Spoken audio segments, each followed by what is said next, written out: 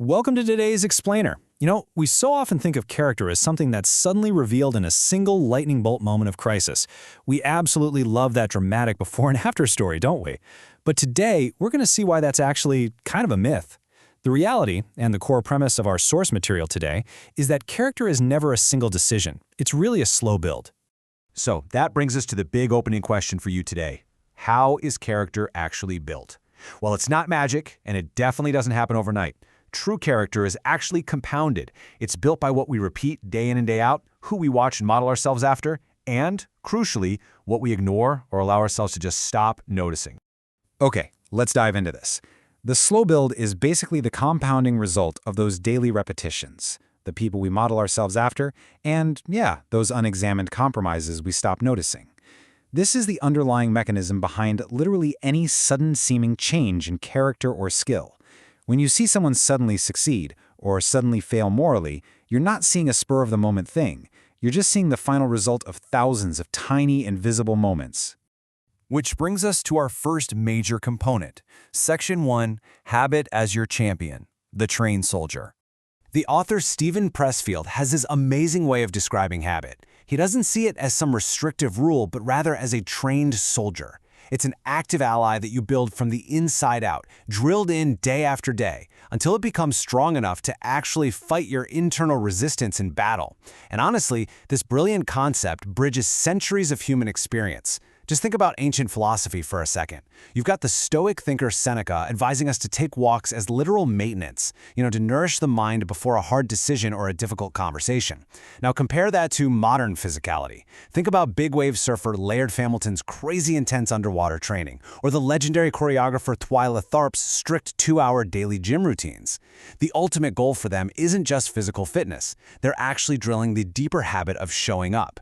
They want to be prepared to face resistance before the real work even begins. Because the core truth connecting a guy like Seneca to today's elite athletes is that mental focus follows physical focus. Basically, mood follows action, not the other way around. Performance psychologist Michael Gervais actually points out that elite training in the 3 domains, mind, body, and craft, never, ever happens in a single session. It is entirely built the slow way, step by step, physical action by physical action. You are literally priming a better mental state. Now, if habits are how we build ourselves when we're alone, how exactly do we build character alongside others? That brings us to Section 2, Inheriting through Observation, Proximity to Greatness. Take the famous Roman Emperor Marcus Aurelius. He didn't become this towering icon of Stoicism just by reading a syllabus. No way. He spent decades simply observing his stepfather, Antoninus. He watched incredibly closely how he governed an entire empire, how he ate frugal meals, deferred to experts, and even how he kept his temper during a literal plague. Marcus inherited this amazing inventory of traits from that close proximity. We're talking about loving philosophy, reading deeply, being decisive, staying humble, keeping an open mind, working hard, guarding his health, and serving the common good. And this brilliantly illustrates how Marcus's traits read way less like a theoretical philosophy and much more like an inventory of steady, repeated modeling. Antoninus didn't sit Marcus down for long lectures on virtue. He just lived it consistently, and Marcus completely absorbed it. Of course, living near that kind of greatness isn't always super comfortable. The author Mark Twain actually once joked, "Few things are harder to put up with than the annoyance of a good example." It's a funny line, but it carries a very real warning. Think about it. A good example is essentially an unspoken demand. It raises the bar for you simply by existing in your vicinity, whether you asked for the upgrade or not. Let's look at this through the lens of Leo Tolstoy's 3 Paths to Wisdom from his Calendar of Wisdom. According to Tolstoy, meditation is considered the noblest path, and learning through raw experience, well, that's the hardest. But following someone, that's actually the easiest path. And interestingly enough, Confucius totally agreed with this. Being influenced by someone's good example is a highly valid and, honestly, incredibly effective way to build your own character without having to learn every single lesson the hard way. But here's the thing. Character isn't just built by what we do or who we watch. It's also built by what we say. Ancient thinkers used to warn about Leviathan, which is this concept of distorted, confused, and manipulated speech. Words are fragile, right? They can easily be twisted.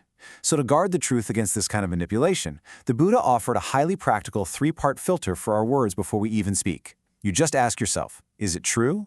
Is it necessary? And is it kind? Because at the end of the day, truth-telling is a daily habit. Marcus Aurelius and the Stoic figures of the Stoic opposition understood this deeply. They flat out refused to go along with the lies of their chaotic eras, even when it came at a massive personal cost. Honestly speaking, the truth as you see it isn't usually some brave, dramatic outburst in a movie-like moment. No, it's something that is maintained daily under the exact same slow-build logic we've been tracking today. Now, what's really interesting about this is how we're going to flip the script entirely. Section 3. The danger of slow compromise. The downward drift. We are going to look at the sobering half of this thesis right now, because the exact same patience and repetition that builds virtue, yeah, it can just as easily build corruption. Consider the vast difference in how slow patience can be applied. Legendary director Alfred Hitchcock used the patient incremental accumulation of influence over his movie scripts. He would tighten his grip so slowly that by the time the writers actually noticed, they were already fully invested in his vision. He used a slow build for creative control. But then, look at Seneca. He applied that exact same slow patience to self-deception while he was working as an advisor to the tyrannical Emperor Nero. Let's just map out the timeline of Nero's reign for a second to really see how insidious this is. It started with the Quinquennium Neronis, which were basically 5 remarkably good years. But Seneca sensed early on that something was kind of off. Yet the drift began anyway. Seneca kept adding his intellectual weight to a regime he knew, deep down, was wrong, totally ignoring his own soul's warning. And that drift ultimately resulted in 9 horrific bad years. The craziest part, no single day marked his total compromise. It was just a slow, completely normalized drift of unexamined compromises. Seneca had the exact same patience as Antoninus, but the direction was just completely wrong. So what is it that actually carries a person through the grueling reality of a positive slow build and keeps them from sliding into that downward drift? Well, former U.S. President Jimmy Carter once said, "I feel I have one life to live. Let me live my life so that it will be meaningful." Much like James Stockdale and Viktor Frankl, who both endured absolutely terrible captivity, you survive the hard seasons not just through raw, gritty endurance. You do it by actively choosing to transform your suffering into something with deep purpose. And looking at it from the angle of ambition rather than suffering, motivational speakers like Les Brown and Maya Angelou give us this powerful mandate: do today what others won't do. Because whatever compounds daily in your life, whether you're slowly building toward virtue and excellence or slowly drifting away from it, it eventually becomes undeniably visible to everyone else. You simply cannot hide the results of a slow build forever. The truth always comes out. So the crucial point is, we can use all of this as a bit of a Trojan horse. Section 4. The Coaching Playbook, Ground-Level Applications. We're taking all these high-level philosophical concepts we just talked about and translating them into a practical playbook that you can implement literally today. Whether you're leading a sports team, running a business, or just managing your own household, here are your ground-level tactical takeaways. First up, drill composure before pressure. A player is not going to suddenly find calm under the Friday night lights if they haven't practically drilled it in a quiet gym. Second, be the Antoninus to somebody. Actually model the behavior you want to see for years. Don't just give one inspiring speech and call it a day. Third, protect the team's words using the Buddhist filter. Is it true, necessary, and kind? Fourth, explicitly name the slow drift out loud. You've got to catch those cut corners and tolerated excuses way before they become your culture's entire identity. And finally, give the daily grind why. Make sure the hard conditioning and the tedious film study is meaningful, not just something to be endured. And that brings us to this incredibly punchy final coaching mantra. This right here is the ultimate culmination of what a healthy, purpose-driven slow build actually looks like in practice. Calm body, quiet mind. Play hard, play smart, play together. If you patiently build the right habits over time, this is the magnificent result you get to execute when it's finally game time.